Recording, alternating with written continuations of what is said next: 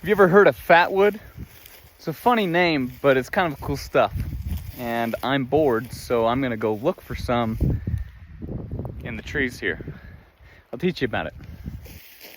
So essentially what Fatwood is sap that's built up in a certain part of the branch.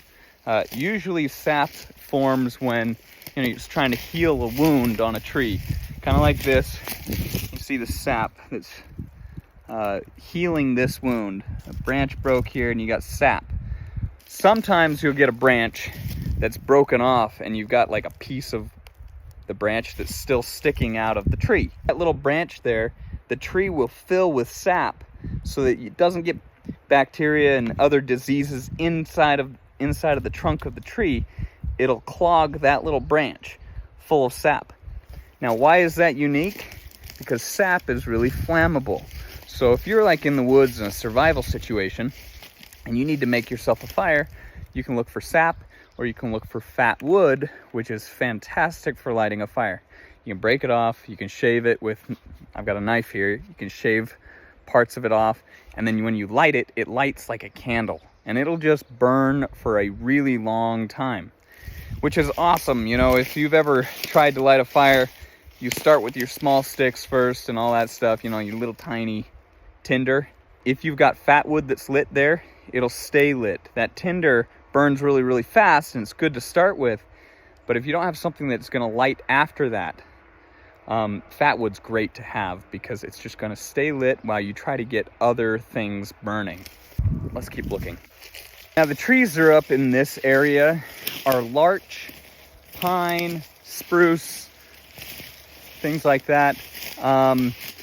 You're gonna have fir trees like Doug fir, but where I find sapwood the most is on the pine trees and the fir trees. So this looks like a Douglas fir. It's got sap all streaming down here, which is awesome. So what I'm actually gonna be doing is looking at these areas to see if there's any fatwood buildup. Now, this looks really dead and dry.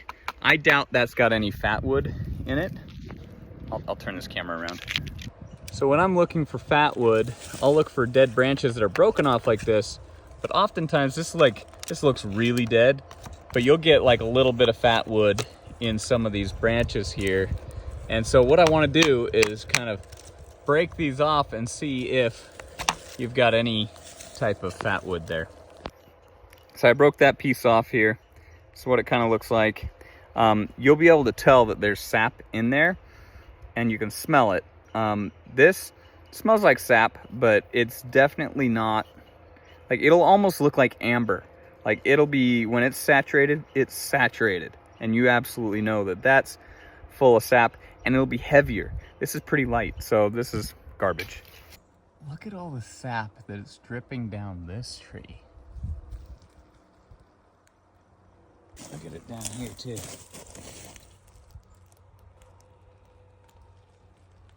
So while fatwood will burn for a long period of time and give you a good chance at starting a fire, sap without, the wood doesn't burn as well, I've noticed. So you want to try to find the fatwood. That's what we're looking for. So sometimes you can find it in old, dead, rotting logs like this. See this old dead rotting log?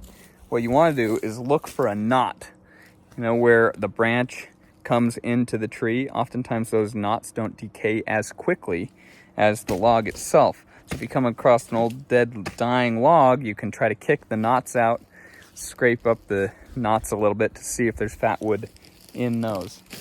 That log does not have any knots. So strike one. Here's a dead tree here. You could always go along here and see if any of these sections have any fatwood. This all looks really dry. So nothing there.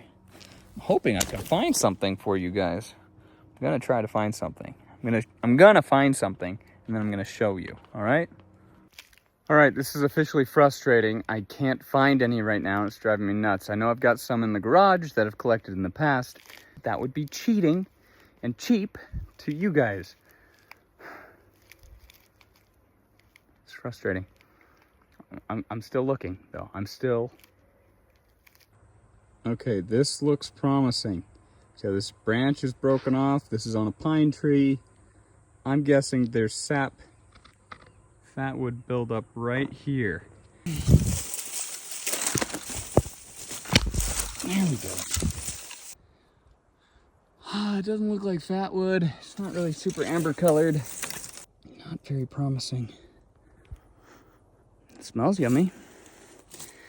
It's got some sap, but not what I'm looking for. Dang it. All right, disappointing. Let's check this side over here. Ooh, here's some mullein. Make ourselves some tinctures. Mullei's great for respiratory issues. All right, this tree has been severely wounded right here in the past, and this bark is loaded with sap. We might be able to use it like fatwood. Oh, here we go.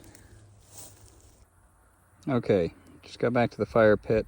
I found this on the ground, picked it up because it looked like sap, and sure enough, this is old sap. See how that looks like amber in there? There's another piece right here. It's just like this big old cluster. This sap might actually work really well. What I'm gonna do is I'm gonna shave some of this off into just a little pile of shavings.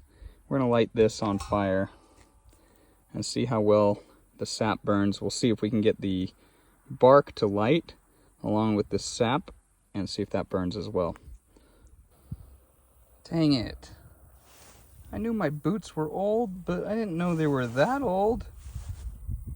I shaved off a little bit of this old sap here, and we're just gonna light that right here and see if that lights. Take two.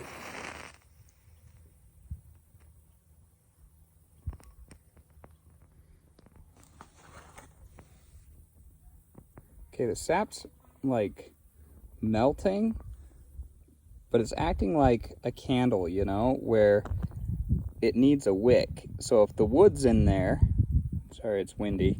If the wood's in there, it does fine. But because it's just the sap, we're not having success. That's where I'm hoping this comes into place, where maybe the bark will burn and then the wax or the sap will act as a candle. Let's throw that in the fire. Fire likes to start low and burn up, so we're going to light at the lowest point.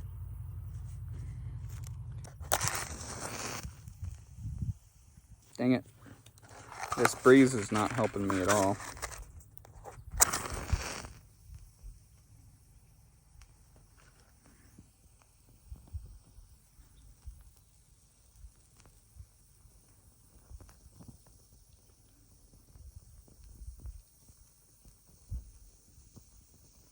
See, with the bark in there, that wax seems to be staying lit, or that with the bark in there, that sap seems to be staying lit better.